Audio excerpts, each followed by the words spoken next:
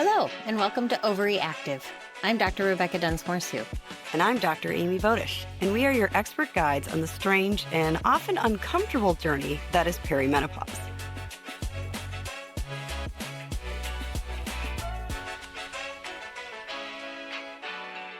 Hi, everyone. Welcome back to Ovary Active. This is Dr. Amy Vodish. And I'm Dr. Rebecca Dunsmoor-Su. And tonight, we have a fun topic for everybody. We're going to talk a little bit about hormones in patients who are high risk for breast cancer or who've had breast cancer or precancerous lesions. And we're talking about this for a couple of reasons. One, it's really important information, and women who've had breast cancer can have significant symptoms and want to treat those. But more importantly, I call it the influencer effect. We are getting people out there, some of them have doctoral degrees or medical degrees behind their names, who are talking and saying, oh, the common teaching that you can't have these hormones ever again is not true, or other crazy things. It's really important for us to talk about this. And it's especially important to me. It's a topic that's near and dear to my heart, or as I sometimes say, it's near and dear to my chest, because I have had breast cancer. In fact, I had breast cancer in both breasts and had to have a complete mastectomy. And let me tell you, I had some pretty serious menopause with that and with the removal of my ovaries. And I totally get the desire to believe that you can take hormones and it will be safe, because, I probably would have given my eye teeth for that to be true for about 4 years. I felt like ass, and I had a lot of hot flashes, and I didn't sleep, and all of those things. But unfortunately, the severity of your symptoms, all of these things do not change the facts as we know them today. As a rule, if you've had a history of breast cancer, you are not considered a candidate for hormone replacement therapy. That's the too long don't read version of this podcast. So you can all go home now. So you can all go home now, despite what some, pretty big influencers have been saying. So there's this real trend that's happening. We're seeing it on TikTok. We're seeing Instagram reels, Facebook reels, whatever, that it's outdated, that we don't know what we're talking about, that absolutely you can have hormones. And I think, is there more for us to learn, and is there maybe some more nuance there? Possibly, we don't know, but we don't have the data on that. And so there is no new data that is saying that hormones are safe to take if you have a history of breast cancer. No, there is not. And we're going to review some of the data that we do have. Now, obviously, I'm just going to put a disclaimer in here. We don't do a lot of studies where we give breast cancer patients hormones. Right. No. There have been a few, so we will talk about those. But in general, it is not considered a safe study to run. So a lot of times when we're talking about the data, we're talking about what we call observational data, or we're picking it out here and there and trying to adapt other data to apply to this scenario. So bear with us, and we'll try to explain as that happens. Yeah, it's a little limited. So, okay. So there's these big influencer voices out there right now who have been podcasting and posting, etc. A lot of different opinions. Mm-hmm. And these are great things, right? They're good clickbait. You get the soundbite. And these are some of the things that they're saying. Right. So they're saying that it's the lack of estrogen that causes breast cancer, that women post breast cancer treatment can have hormone replacement therapy or menopausal hormone therapy, that we are castrating women when we use the typical sort of breast cancer recurrence prevention medications, which are called aromatase inhibitors, and that we're castrating them for little gain and any benefit, and that we are also over-treating and over-screening for breast cancer. This is super worrisome to me because so many listeners are hearing this information and they're wondering if it's true. Right. So we want to spend this episode sort of answering these questions for you. Like, is there any evidence? Right. So remember, it always comes back to the science for us. And we always let you know, as we said, when the science is weak or when the science is robust. Right. So is there any science behind this? Like, are we over screening? Are we unnecessarily keeping hormone therapy from folks who would benefit from it? Are we just like behind the times? And kind of where is all of this coming from? So let's start, Becca, with the question of like, should we screen? Are we over screening? Tell me your thoughts.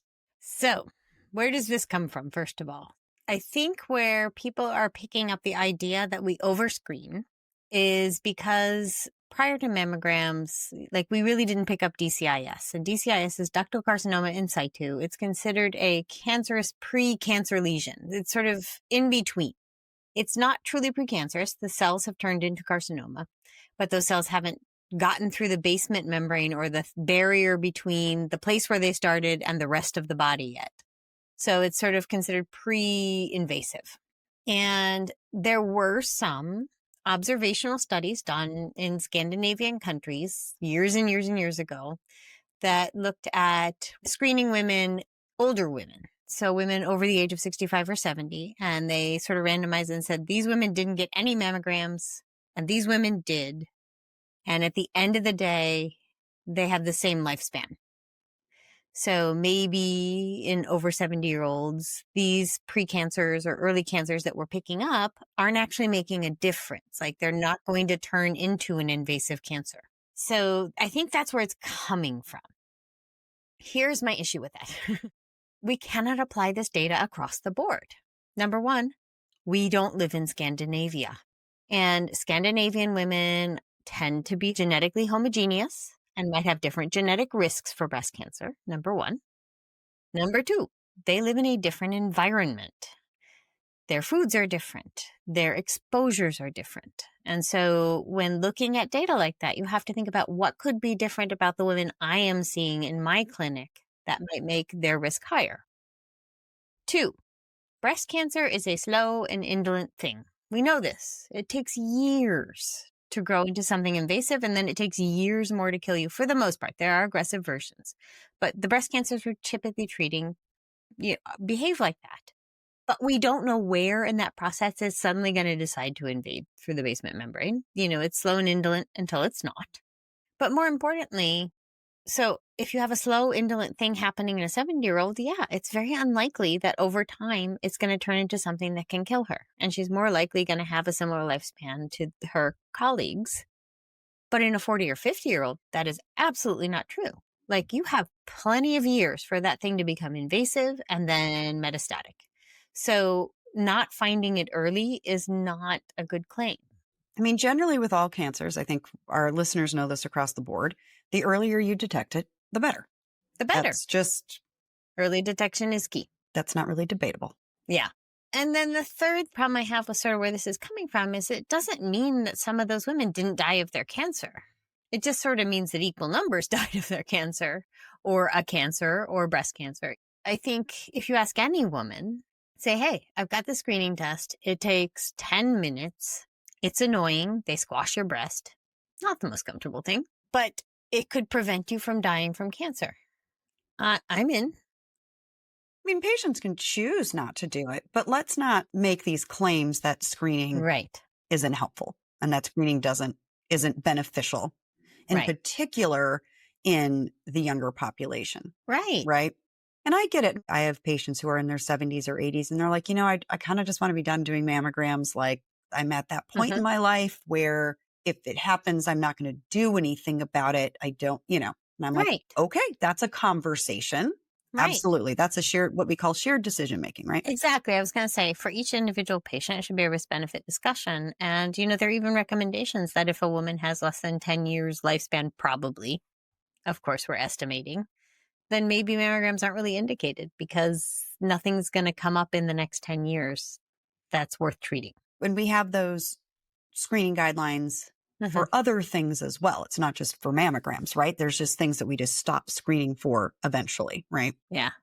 We talked about having risk benefit discussions and individualized counseling, but do we have good data to guide how we individually counsel women on breast screening? We have sort of across the board, these are our screening recommendations. So we don't have the data yet to individualize to each person. Like if I put all of this information together about you, should I be doing something different? Because there are some people we don't have to start screening till 50, but some people we should start at 40. There's a huge study. We've talked about it before. It's called the Wisdom Study. They're trying to answer this question. Like, can we better tailor our mammogram and breast cancer screening recommendations. We do know for those folks who have a greater than 20% lifetime risk of breast cancer, so we can calculate your generalized risk, your baseline risk of developing breast cancer throughout your lifespan.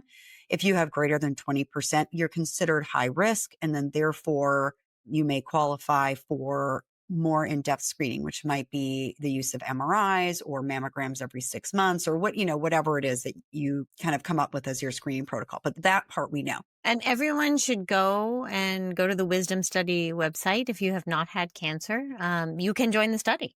They are looking for more participants. In particular, they're looking for more non-Caucasian participants. Yes, very important. Which is very important. And they have multiple centers throughout the United States. It's right. And most really of it's helpful. actually done in your home. They just send you a kit to collect samples. It's actually a really cool study. I would definitely encourage folks to be a member of that. Yeah. So we're trying to answer that question. Right now, the general guidelines are start getting mammograms at age 40. And if you are high risk, then we're going to be screening you more frequently than once a year. Yeah. And it might be with mammograms. It might be with mammogram MRIs. It might be with mammograms and ultrasounds. It might be with all three. It's just, kind of what's available to you and all of those things. What is your healthcare access, et cetera, et cetera. So now I'm getting, which is super fun, a lot of folks coming in and saying, I don't want a mammogram. I want X, Y, and Z test that I've heard is better than a mammogram. Right. So things like tear tests or thermograms, different kinds of ultrasounds. And I think a lot of this is coming from similar influencers who may have a stake in why they are promoting these things. So always think about that. It's also coming from maybe a provider in the community who does the thermogram and makes money from the thermogram and therefore discourages the use of mammogram. But you should get this test, which I can do right here in my office. These other tests are not FDA approved. They have not been validated. There is zero data that says that these tests, one, are effective, they're safe, or better than mammograms. In fact, there's good data that thermograms are worse than mammograms. We studied this. So thermogram actually came up in the 50s and 60s. And the theory was good. The theory is that you can point basically a heat-seeking thing at the breast and cancer would be hot and it would read a cancer in the breast. And so they actually did randomized controlled trials. And what they did was that they thermogrammed people who they knew had cancer. How'd that go? 60% of the time, they couldn't find it when they knew there was cancer. So 60% false negative rate, which means you have cancer, but the test is negative.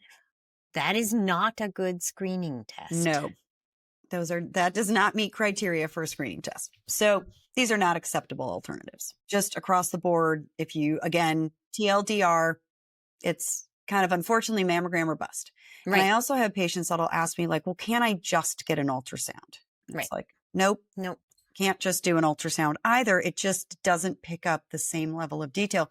Ultrasounds are helpful for certain things for sure, but not as a baseline, just random screening for breast cancer. And I think people are asking this because there is a narrative out there that you get a lot of radiation from a mammogram. Right.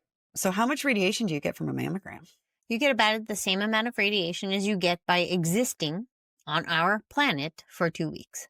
So because there's solar radiation all the time. Right. We are exposed to a low level of radiation at all times. Yeah. Just again, like you said, from existing. So the radiation load from a mammogram is not something that we need to be worried or concerned about. And it does not cause cancer. Nope. And yes, they've looked at that. And then second of all, I've heard, but when you squash the breast, you're going to squash and break open the cancer. I'm going to go with no on that. No. We do not squash and break open the cancer. If I'm having to pick true or false, no, that is a falsehood as well. I love this shit. We've both had mammograms. We know it's not the most comfortable test anyone will go through. Right. But we're not squashing that hard. And there's a lot of fat in the breast and it moves around and it protects whatever's in there. So no, neither of these are true. Do we need better tools? Yeah. Yeah, I think so. I mean, mammograms are not perfect. And we know that mammograms, the more dense your breast tissue is, the more difficult it is for breast cancers and abnormal tissue to be detected. Right. MRIs are an alternative. They're expensive. It's difficult to access them. Right. There are not enough MRI machines in the country for every woman to have an MRI every year. Yeah. We They just don't exist. mathematically Right. not possible. Right. They're also not comfortable. Right. A breast MRI is not awesome. I've had one. You've Mm-hmm. had one. Mm-hmm. And I was like, oh, this is great. I'm going to get this MRI. Oh my God. It was 45 minutes long. I'm laying on this box. My boobs are hanging through the corner. Right. And you have to get contrast. Yes, you're getting contrast, which feels yucky. Yeah. So then there's questions about where's this contrast going and thoughts about like, it's settling in your brain and blah, blah, blah. The contrast is safe when used occasionally, but if you're suddenly going, I want to get an MRI every year, that's a lot of contrast. And we don't have a lot of data on what that much contrast could do. We just don't know. So it's just, it's not comfy. And that box you're laying on, not padded. Not comfy, not padded. So just digging right into your ribs. So not great. Now, high risk of breast cancer. Yes, that makes sense. Right. We're, again, balancing the risks and the benefits. Yeah. But as just your baseline screening tool, unfortunately, not an alternative yet. So all right. Do we need to develop more things? Yes. What do we have right now is mammograms. And we have 50 years of data on them. They've gotten much better over the years. We know how to read them consistently. It's why I recommend my 40-year-olds get one every year, because subtle changes are what we're trying to pick up, and we need to see the change over time. Right, exactly. You need comparisons, you need baselines. This is what we're looking for. And the earlier, again, you can detect an abnormality, the better. Absolutely. So let's move on to the claim that breast cancer develops from a lack of estrogen. Where is this coming from? Like, what is happening right now? I feel like I'm in an alternative, parallel universe. Right. So I think this probably stems from, there is a crowd or a group of people who promote out there that there is a natural balance of hormones. And when you don't have that natural balance, things go awry. And then I think they have gotten hold of some of the data that you and I know about, such as the Women's Health Initiative data, which showed that women who are on conjugated equine estrogens alone in menopause had a slightly lower rate of breast cancer. Right. They may also have picked up on there are a couple small observational trials. One was out of a big database in the UK, where they looked at post-breast cancer patients. And what they were really looking for and they were assessing was, does vaginal estrogen increase the risk of recurrence after breast cancer? Right. And they showed that it didn't. Which is a great question to answer. Love that. But in that small database, there were about 500 to 800 women who had also taken some systemic estrogen after their breast cancer. And they also didn't have a bigger recurrence. And maybe it was slightly lower, but again, not statistically significant, not what the study was designed to ask. This is not enough people. Right. Not enough people. Yeah. But I think when you see some of that data and you're not really versed in study design and trials and interpretation of data, you can say, hey, maybe this means that those breast cancers happen because the estrogen has gone away. And what we need to do is make sure that we add back estrogen. I'm going to go with no on that. Big no. I also going to add, taking estrogen as hormone therapy, whether in perimenopause or menopause, also doesn't cause breast cancer. And that's a different discussion that we're not going to get into today. We've done that in previous episodes. But here's reasons why that's not true. First of all, we are seeing more and more premenopausal breast cancer, and you've still got estrogen. It is not the loss of estrogen that caused those. Right. Mm-hmm. Once we diagnose breast cancer, it's been happening for like 6 to 10 years. So it probably started premenopausally because that's when it starts to change. And I think most importantly, breast cancer, like all cancers, is a collection of lifetime insults to cells that don't repair properly. And eventually they start to grow uncontrollably. It takes time. It takes age. It's not happening because you lost your estrogen and now you're 60. It's happening because now you're 60. And you've had a lifetime of insults to those cells and they finally turned into a cancer. The loss of estrogen at age 50 doesn't really have anything to do with it. In fact, if you're not taking hormone therapy and the cancer had already started to develop, it probably slowed its progression a little bit. Mm-hmm. But a cancer is a cancer. It's still going to grow. Mm-hmm. I think this is a tough one because people want to believe in the naturalness of the cycle and that estrogen is good for you. And I think in many ways it really is. You and I have talked about estrogen and the benefits of estrogen therapy. We are big fans. But I don't want people believing that taking estrogen is going to prevent breast cancer Right. because, first of all, if you have a uterus, you need to also take progesterone. And we know from every study that has looked at this every single time that if you take the two together, you slightly increase your risk of breast cancer. It's not because it causes it, it's an association. And if you don't take that progesterone, you are absolutely over time a very good candidate for getting uterine cancer. So Right. don't do that either. That's an almost guarantee. Yeah. But even women who don't have a uterus and maybe can take estrogen alone, I don't want you to think you're preventing breast cancer. Right. Exactly. That is not the role of Right. hormone They therapy. are not related in that way. No. So I'm going to kick it over to you, Amy, to talk a little bit about ductal carcinoma in situ, because this is a really controversial topic. Yeah. So ductal carcinoma in situ, as you've talked about before, is really kind of considered like a stage 0. So when you have cancers, they're staged, and 0 being kind of like the very beginning. So it's kind of this pre-invasive cancer. And what's really difficult with DCIS is some DCIS will go on to become invasive cancer. Right. And some will not. And how do you tell the difference? We do not know. Right. So it's possible. So, and when we talk about some will, when I say some will, it's about 20 to 50% will go on to develop breast cancer, invasive breast cancer, if left untreated, which means 50 to 80% will never go on to develop invasive cancer. And we just don't know who's going to be the one that develops and who is not. And what makes that really difficult is if we could tell you yours isn't going to go on to develop invasive cancer and you're having all these menopausal symptoms, we might be more willing to be like, hey, you know what? You could be a candidate for hormone replacement therapy or menopausal hormone therapy. And for those where we know you are going to develop, we'd be like, listen, this is not a great idea.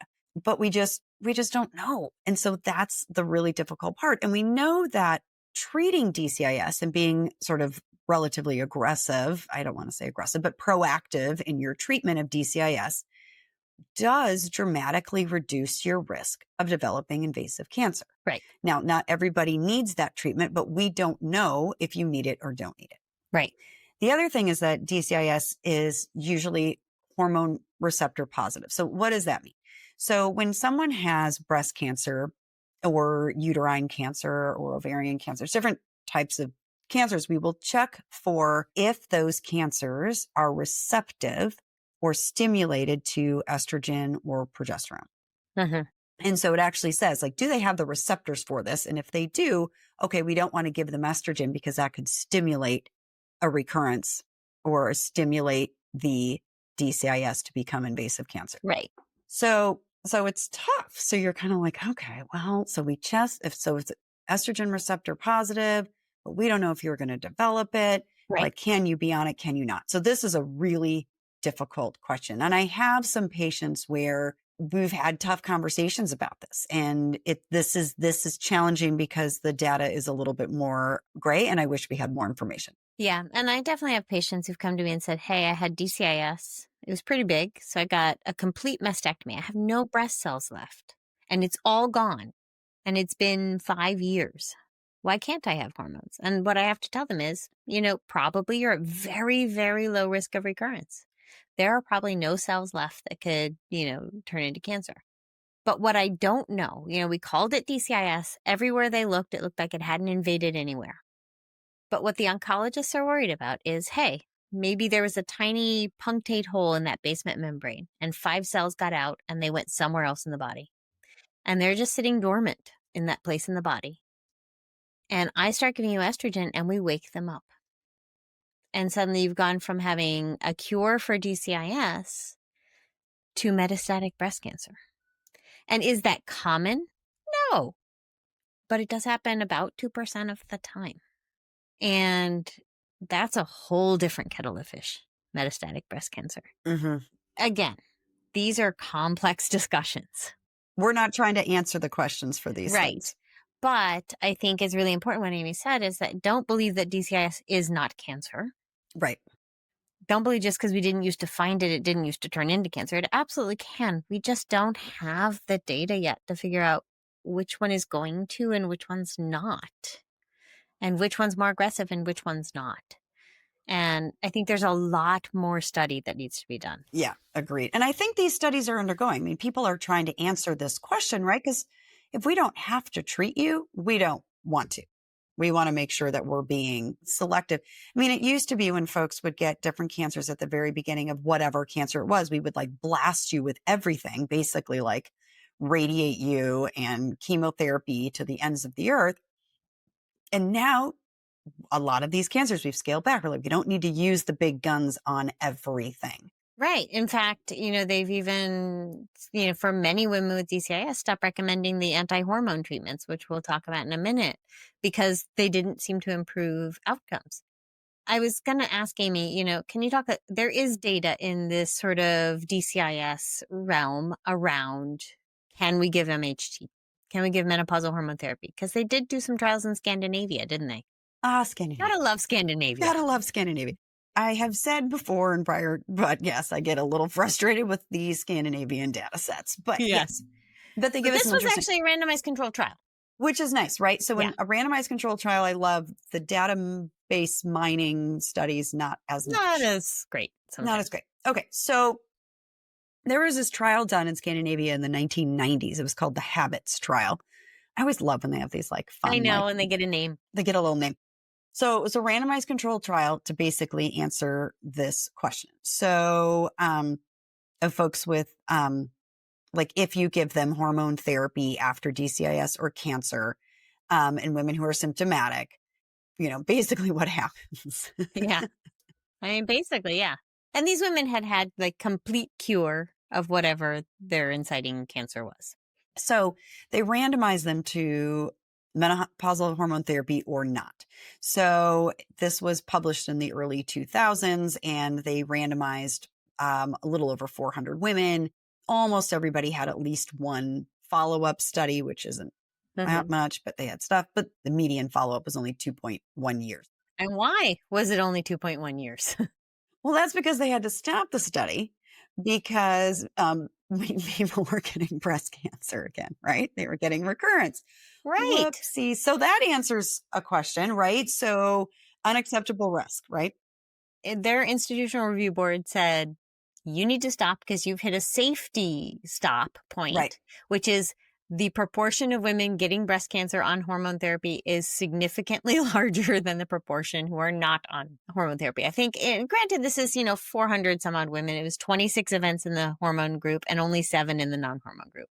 But that's a big difference in 2 years. Right. That's only 2 years. Like, can you imagine, if it had gone on longer, right? So that kind of gave us some information. We were like, this isn't such a great idea, even though you've totally completed therapy, that we should give you hormone therapy. So we do have some data saying like, this was not great. It's interesting. There was a second trial looking at the same thing going on at the same time. What was up with the Scandinavians? They called that one the Stockholm trial. And they stopped at the same time because when they saw that the Habits trial had to stop, their institutional review board said, hey, this trial, which is doing the same thing, is not safe, so you need to stop as well. They did actually follow up their patients longer, though, because they looked back at them 10 years later. Yeah, they had about a decade of follow-up, which is helpful, right? So that's helpful. Okay. They had fewer women because they didn't get as far into their recruiting. Right.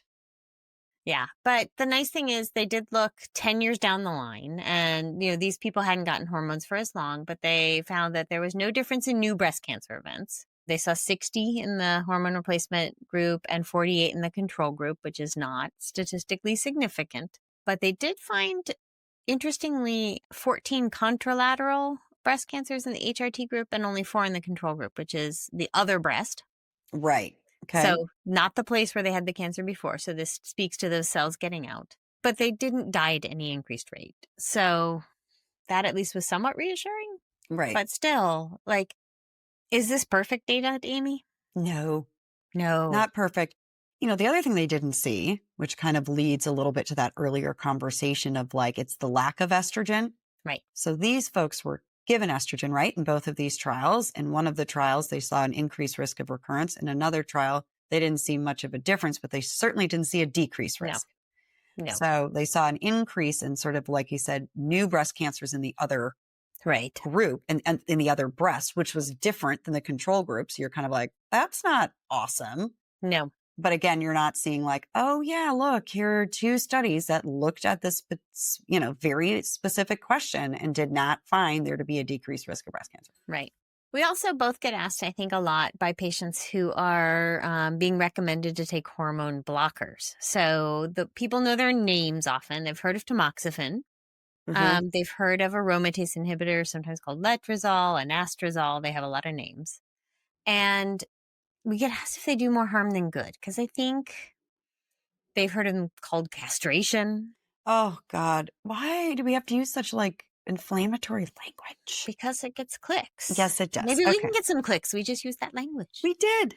Okay. Look at us. So let's talk a little bit about them. And I'm going to qualify this with, we are not oncologists. No, we are not. These are not medications that we prescribe. No. First of all, the recommendation to use these or not is based on your particular risk. And that takes a lot of different factors into effect. Hmm. Most DCIS patients are not recommended to use these anymore. The studies don't show any benefit. But if you have a particularly aggressive subtype, if it's very large, that might change the recommendation for you. If you have invasive cancer, whether it's stage 1, 2, 3, or 4, this is going to be part of your recommended treatment because that cancer has gotten out. Hmm. It's somewhere else in your body. And even if you cut off your breasts, there is a risk that estrogen could feed that cancer and make it grow into a metastasis. So your oncologist and you make this decision together. I want to distinguish between these medications because I think aromatase inhibitors are pretty damn tough to take. Hmm. And I want to be very honest with that. They do sort of deplete the body of all hormone, and that's their goal. Right. That's their job. That's their job. They're making you not make estrogen, you're not making testosterone, you're not converting between the two because they block the enzyme that can do that. They're big hormone blockers. They're big hormone blockers. And yeah, the side effects can be pretty dramatic. Yep. We're seeing them recommended more and more for earlier stage cancers. This is based on the fact that they do prevent recurrence at a slightly higher rate than tamoxifen, which is the older drug. Tamoxifen's a little different. Tamoxifen is what we call a selective estrogen receptor modulator. Hmm. Love a SERM. We SERM. we love a good SERM. We love a good SERM, which basically means that sometimes it's like estrogen and sometimes it's anti-estrogen and depends the tissue of the body, which you're going to get. Hmm. And so tamoxifen at breast cells blocks estrogen's ability to bind and activate those cells. But interestingly, tamoxifen at bone cells supports your bone health like estrogen does. And so there is a middle ground. They're not as complete a blockade. It doesn't block the production of testosterone. It's just a different beast. So when you're having this discussion with an oncologist, you need to say, okay, what's the benefit of going on this stronger drug? Is this one almost as good? And what are the percentage differences? And what does that mean to me? Hmm. But it's always a decision. It's not like oncologists are forcing these down your throat. You need to understand the risk-benefit ratio of taking a medication or not and decide whether that works for you. There's so many different things that you balance for each individual person. You're looking at quality of life. You're looking at quantity of life. You're looking at maybe you're having a lot of menopausal symptoms, but they don't bother you. Whereas for somebody else, they're very impactful. So that changes how people make different these decisions. decisions. So, And you can start with one and move to another. And, these are all conversations with your oncologist. And since I started with the personal anecdote, I'll end with the personal anecdote, which is I am on tamoxifen and I have been on tamoxifen for 5 years. And, quite honestly, it doesn't bother me that much anymore. I mean, the first 4 years were kind of hell, but I also have my ovaries out. So who the hell knows? right. That was just a real 1-2 punch. It was a 1-2 Yeah. punch. But I'm mostly okay right now. And I chose that pathway because the aromatase inhibitors didn't have a huge benefit for me in terms of survival. And I knew that I was very young when I was starting down this journey and I wanted to have a few more years of protecting my bones. Hmm. But that was my choice in consultation with my oncologist. That's the big thing. Having those conversations, thinking about the different issues, and then kind of deciding for yourself what makes the most sense, right? Right.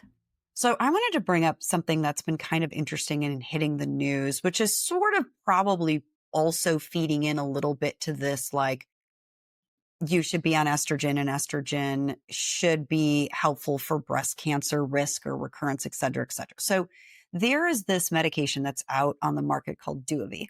Oh, yes. And Love Duovy, Dewey. I love Duovy. Duovy is awesome. The issue with Duovy is honestly access and insurance coverage, Yeah, well, of there's that. course, although it's been around for a long time. So what is Duovy? Duovy is a combination. It has conjugated equine estrogen in it. So Premarin, for those of you who know the trade name. It's an oral pill and it's combined with one of those SERMs, those selective estrogen receptor modulators that Beck and I just love, called benzodiazepine. That means that the benzodiazepine, so it doesn't have a progestogen in it. It's got this SERM.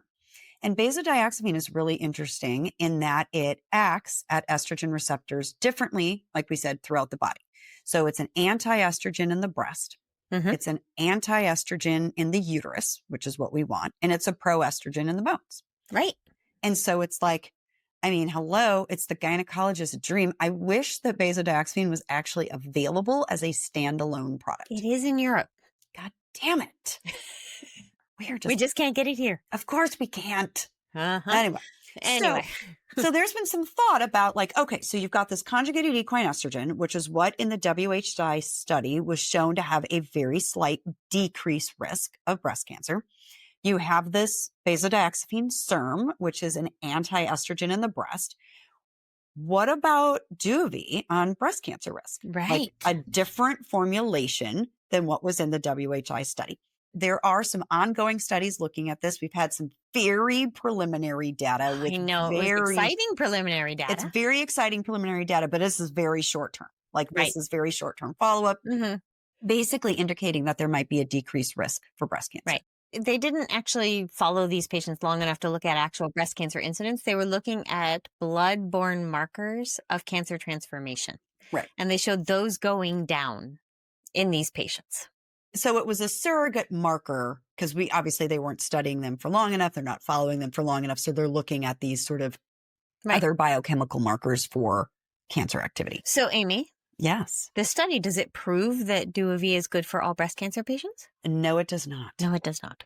But what it does tell us is this is an interesting question. We need to investigate it further. There's some promising data out there. It's very preliminary, very thin, but really interesting. It is. Yeah. You're like, this is exciting. We have something new that might be coming. We're learning something new. Something new. We love learning something new. And Duovy is a medication that you and I both use from time to time for various reasons. I've long used it in patients who are maybe high risk for breast cancer, whether it's family risk or they've had like a precancerous lesion like atypical ductal hyperplasia. Right. Yeah. And they're having really terrible symptoms. And they don't want to just take estrogen and progesterone. You know, people who have a high family risk are actually candidates for taking estrogen and progesterone with adequate counseling, but it scares them. And they want something that feels a little safer or might be a little more protective. And so this is a great drug for that class of patients, if I can get it covered by their insurance. Right. Or they can get it. It was off the market for a little while, but it's back. Yeah, and it wasn't off the market because there was anything wrong with the medication. It was off the market because of the blister pack that it sold in was having like COVID supply issues. Yes. And just, I mean, what? So we already have good uses for this. Yeah, I love it. Now that it's back and in stock and everywhere, you know, it's something I bring up with patients sometimes when they're the right candidate for it. Oh, and especially for patients too, it works great if you have side effects from progestogens and you're like, I have to be on something that's going to protect my uterus. I don't want to have a hysterectomy, but I can't tolerate progestogen side effects. It's great for those folks as well. So I love that. An area of really fascinating research. And I'm so excited to see this moving forward. Like they're actually looking. Yay. We love that. Okay. So what's the moral of the story? I think we need more research on the precancerous lesions or the early cancer lesions. DCIS. How do we tell which one's going to go forward? And I think that research is being done, but we just don't know. And they're looking at DCIS and Duovy. I mean, there's studies out there right now being like, hey, if you have, can we use, I mean, we don't have that answer yet. We don't know. basically we just need more research, right? We need more research on individual risk and screening and what's happening after DCIS. And, could we potentially use something like Shockingly, Amy and I are saying we need more women's health research. we need more research. I know Dun, you're dun, all so dun. surprised.